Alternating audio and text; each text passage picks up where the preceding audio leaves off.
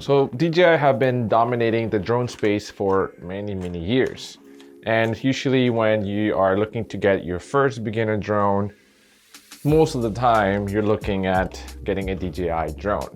And there have been some manufacturers that have tried to compete with DJI, but have been unsuccessful.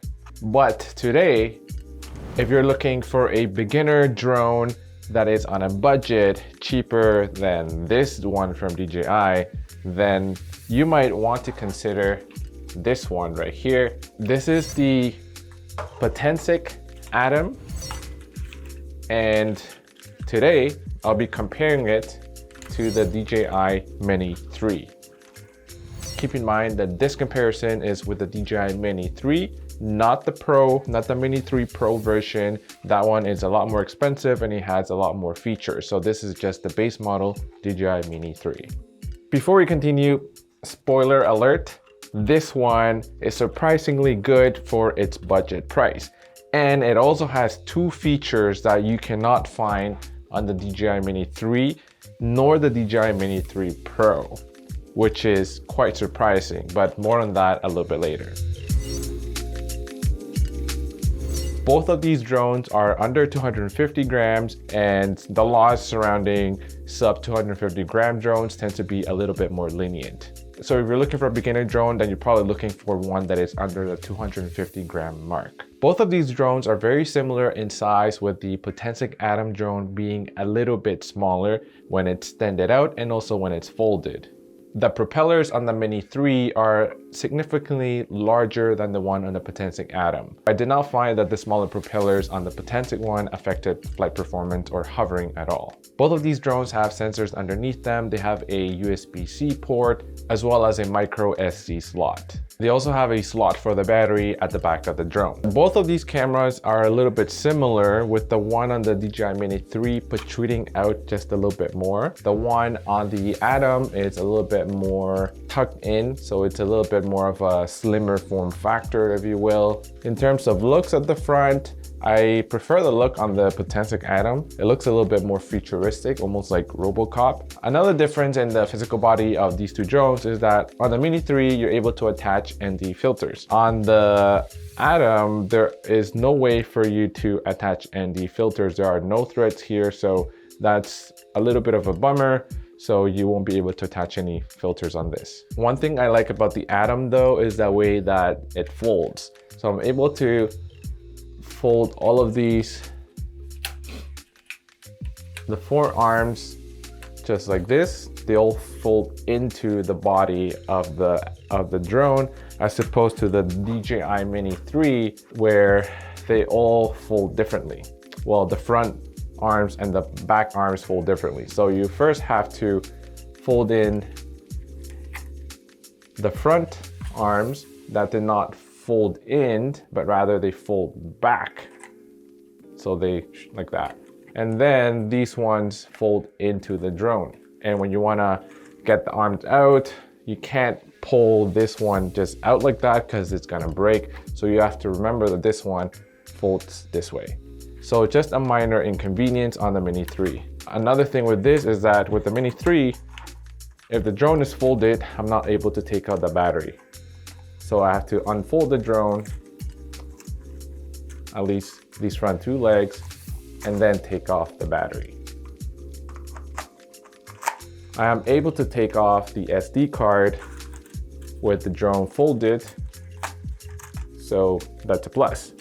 On the Atom, this one, I am able to take out the battery with the drone folded. So all I have to do is go over here and take the battery out like that. So I don't have to unfold the drone to take this out. However, if I want to take out that micro SD card over here, it's a little bit difficult to do it like that. So what's easier is that you take out the battery first, and then they have more space to pull that micro SD card out. So both of these drones have some minor inconveniences in terms of design. Whichever one you prefer will be up to you. In terms of flight performance, they both are pretty good. Both have maximum wind resistance of level 5. So that's about 38.5 kilometers per hour, and that is pretty crazy. Both of these drones have 3 flight modes. One is a more slow cinematic one, which is called video on the Potensic Atom and Cine on the DJI. There's also a normal mode as well as a sport mode, which allows you to fly the drone at top speeds up to around 57 kilometers per hour. In terms of price, the Atom is the clear winner. The standard kit, which is just the drone and the remote, is about $299 US at the time of the making of this video. They usually have sales though, so you might be able to get it for a price that is cheaper than that. The Mini 3's standard price with just the drone and the remote controller, the one without the built-in screen, is about $419 US. The Atom's Fly More combo, which includes the extra batteries, the charging hub, and a carrying bag, is $449 US versus the Mini 3's Fly More combo that is $589. The cheaper one and the more budget-friendly option is definitely going to be the Atom. So a great option to consider if you're on a budget and looking for your beginner drone. In terms of photography, the Mini 3 shines above the Potensic Atom. It has a slightly bigger sensor and a 48 megapixel camera, as opposed to the 12 megapixel sensor on the Atom. The Mini 3 has a fixed aperture of f1.7 versus the f2.2 on the Atom. That will allow you to get better low light performance on the Mini 3. They both are able to shoot photos in JPEG and in DNG RAW. Because of this, the Mini 3 is able to capture images with more detail, but when compared to the ones captured with the Potensic Atom, the Atom is not too far behind.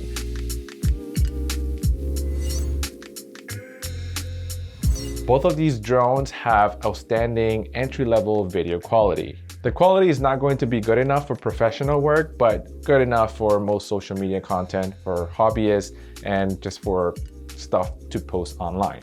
Both of these drones can shoot 4K up to 30 frames per second. The Mini 3 takes a slight advantage in this regard because it can also shoot up to 60 frames per second in 2.7K versus the Atom that can only do 30 frames per second in 2.7K. The Mini 3 has a max video rate of 100 megabits per second versus the 50 megabits per second on the Atom. The Mini 3 also has a vertical video mode, which lets you shoot in vertical video just by tapping a button on the remote. And this is a very good feature that the Atom does not have.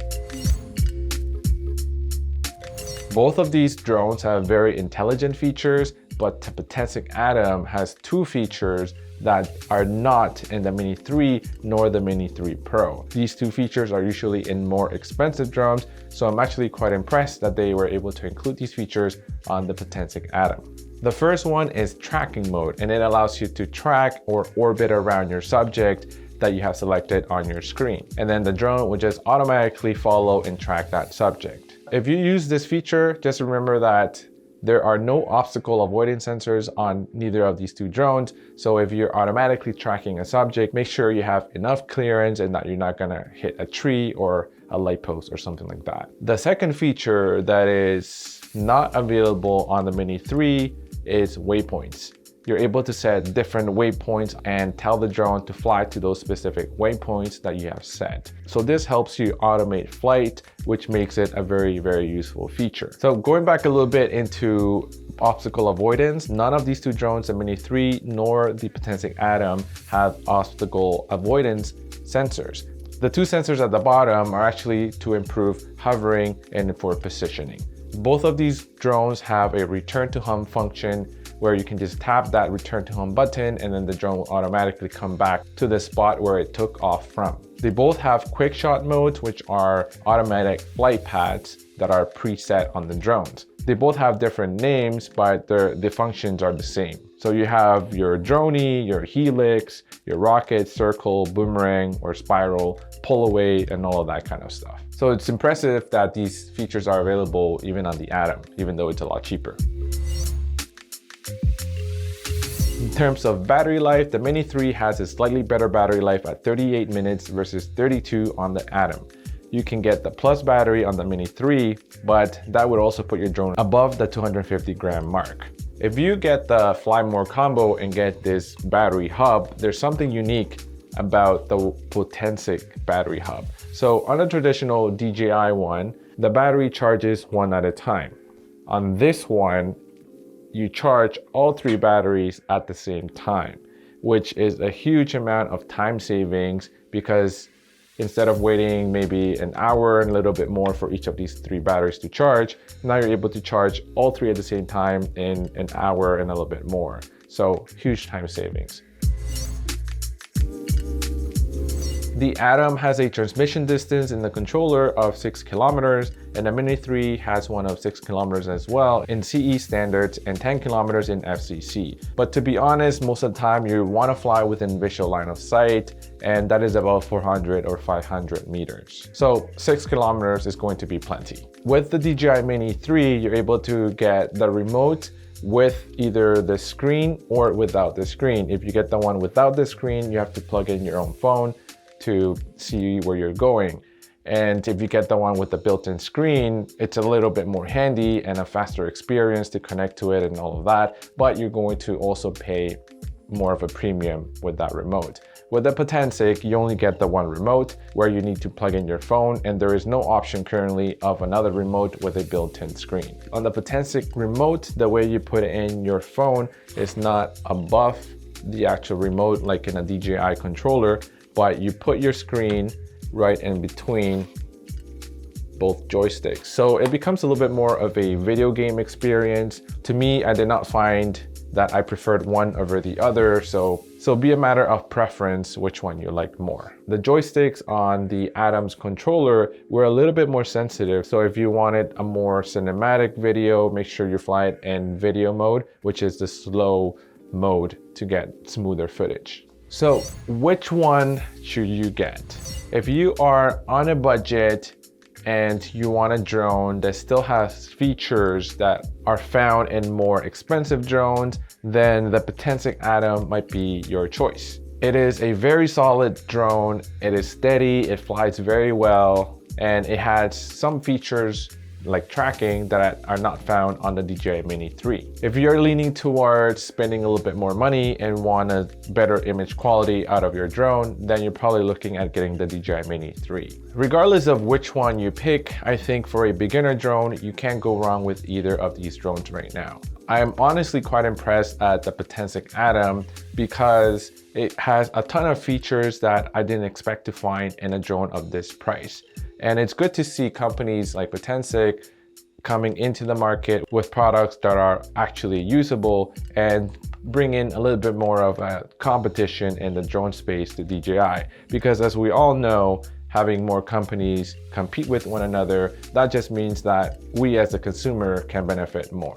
But let me know if you agree or not. So that's it for today's video. I hope you enjoyed it and that now you're able to make a decision on which of these 2 drones you should get. And let me know in the comments below which one you're leaning towards. And if you're still watching, here are a couple of videos you could watch next, and I'll see you there.